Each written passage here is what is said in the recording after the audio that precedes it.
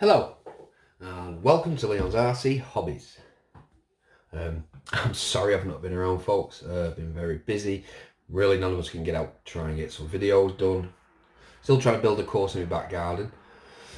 And the other day, totally destroyed my camera mount, my tripod for doing videos on the inside. At the moment, I've got it hooked up onto my vise, and it's sort of like balancing. So I'll show you what I've been up to and what few things I've been doing with my my motors, and you can tell me what you think.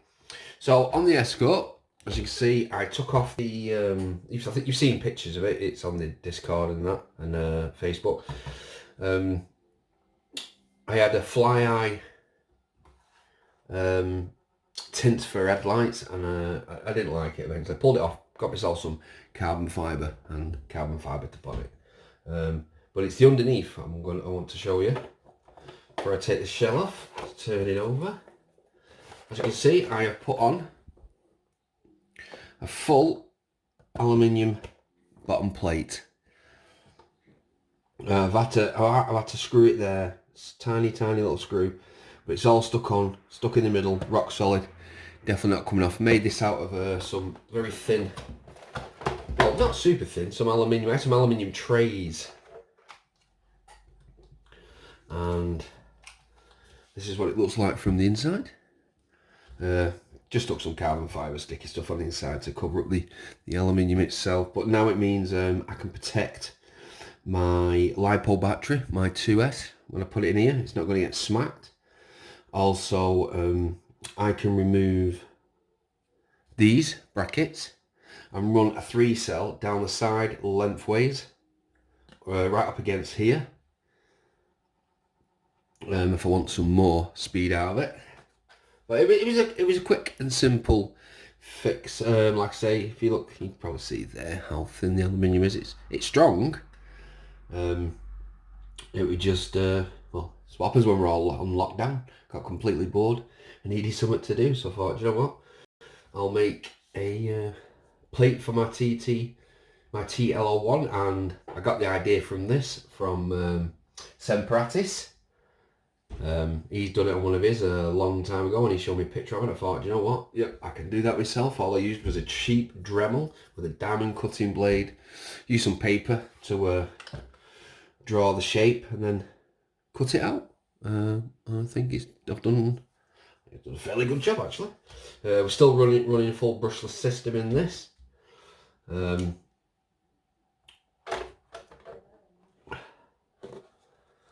get cover on. We've got a sticker shout out to do as well. I'll just put these clips in. I hope we're all doing well. I started to catch up on some videos and commenting again. It's just been very difficult at the moment. It seems like it wouldn't be with all the time you've got, but not when you've got kids who are stuck in with you 24/7 as well. And they need entertaining. And they end up with no time to do anything. Great fun though. Just pity I can't get out. We've got this really nice weather, and I've got my cars, most of them all working now. So yeah, so there's the Escort, and if you see from the side as well, the plate just is in line with the shell. You can see that it's perfectly in line with the shell, and it's nice and straight, as you can see. But this should give it a bit of aerodynamics as well, stop all the air sucking inside, and also save it from getting squished. So the next one we're going to do, we're going to bring out one of the big guns.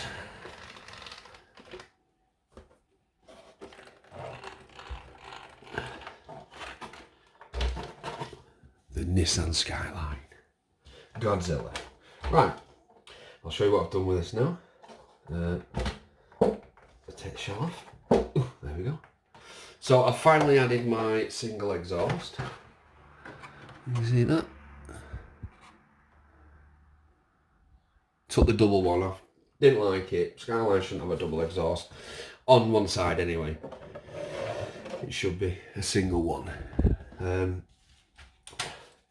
Got myself some new aluminium black nuts for the wheels. I didn't want the silver showing up. My new brushless system turned up for this. Another one of those cheap ones. I like these blue ones. They seem to just don't really have any problems with them compared to like the Goula RC ones. I mean, I know the motors are okay, but a lot of people have a problem with the actual ESCs, but I've never had a problem with these yet. This one came with a program card with a 3,800 kV motor. It cost me around about 23 quid, something like that. So we got, as we didn't know on this one, we've got the full hop-ups, carbon fibre in the centre, all bearings. I added, you can see this, I bought some aluminium brake discs for behind the wheels, just to give it that bit more bling, realisticness. I bought some orange ones, funny enough, for the Escort, with it being yellow. I thought they'd look okay. And I don't know if you've shown you my stealth magnets. That's where they are, and how they're fitted and adjusted. But this is all ready to run. Taped up the bottom because with it being a TT01, you get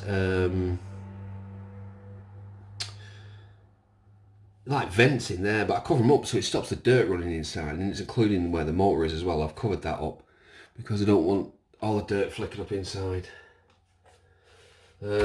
Oh, let me just put this to one side. Let's do our sticker shout out. I do apologise. So I want to say a big thank you to Kyoshio Nitro Kiwi.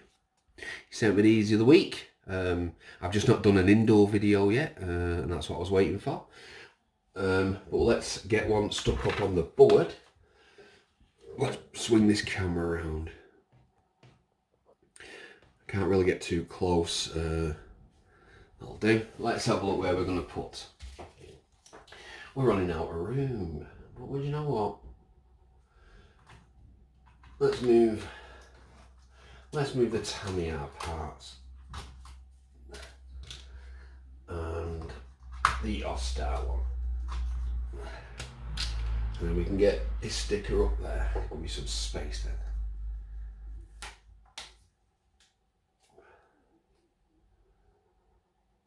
Can we see that? Let me have a look. In there? Yep. There we go. We are stuck on. Thank you very much, mate. I'll leave a link to Kyoshio Nitro Kiwi's channel in the description.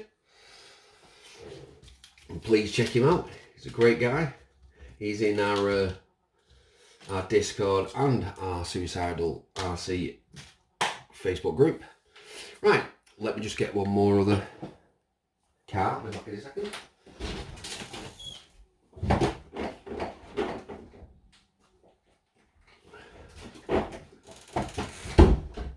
Ooh. I also plated the 12428.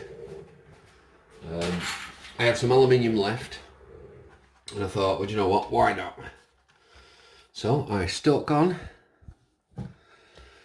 As you can see,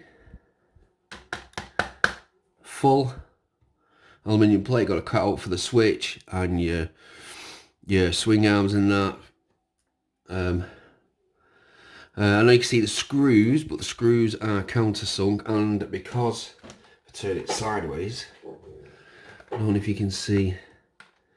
If you can see this, the center is way higher than where these screws are, so they're very unlikely these are going to get damaged in any way. There's two screws hiding behind here. They're countersunk. They probably will get scratched up a little bit, but besides that, I'm actually quite happy with that job with the simple tools I had. Like I say, it was just a cheap Dremel with a diamond cutting disc, and it went through it like butter. Got my grinder out, just smoothed off the edges. It doesn't have to be 100% perfect, just to fit nice and snug and neat. But and I know these are designed for flex, but that chassis is not the thing you want to flex, because I've seen these can crack. Kevin Talbot, but he dropped it for like 20 feet and he split that, but no wonder. But in general, I've seen a few people have problems with the chassis cracking with it. It's quite brittle, if you get what I mean. It's not really made for much flex, but now it's not really going to have any flex. I'm still surprised with this though. I've had this for a long time now, and it's still running everything original, from drive shafts to gearing, the ESC motor. I've changed nothing.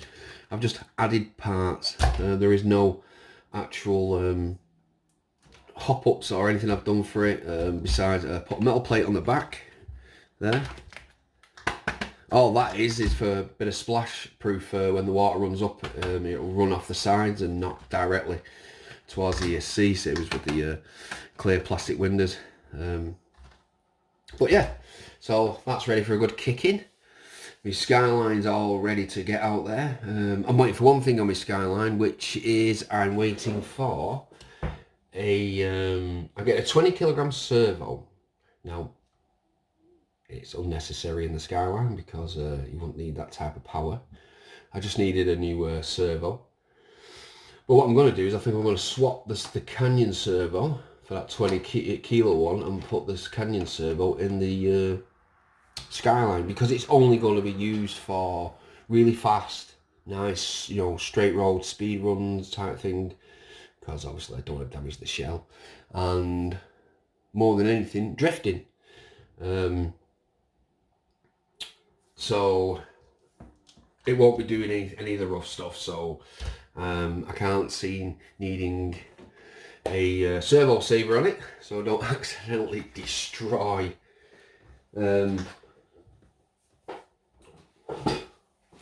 all the knuckles and things. So I do apologise. I had to walk off and grab something. I re-oiled these and greased them the other day, and I've noticed there was a patch of grease on the bottom, and it must be where I've not cleaned it off. But also, I'll show you the inside of the Skyline shell, and we'll clip it on. And even though I'm showing you the magnets, I'm not showing you where I've placed them inside. So on the inside we have, I ordered some 3M sticky pads. There's one there, and then with the windows, I couldn't put them at the back, so it's had to go on the window. But it doesn't bother me too much because it doesn't stand out as much as what you think it would, and it just clips straight on. And it has the power, enough strength to lift it up by the shell itself. I wouldn't go and jerk it because it would definitely rip off, but as it is, it looks absolutely fine. Love this car and this shell, and it really fits nice as well. Here's a side view of it. Really easy to mark up as well. I watched a guy do it, and he did a really simple way of doing it. What he did was, if you ever get these stealth magnets, he put them on the car where he actually needed them, and then on the shell he got some sellotape, wrapped them in sellotape, and then dropped them on the top. And obviously they stuck on here without damaging anything because they're wrapped in tape. And then he's put a little dot where he's going to put the sticky pad, pulled the magnets off, stuck the sticky pads on, put the magnets on, and it was exactly in the right place. But yeah. So that was a short video, bit of show and tell. Like I say, I hope everybody's doing well. Stay safe. Keep yourself well. And I'll speak to you all soon. So thank you very much for watching. Please subscribe and bye. Don't forget to like.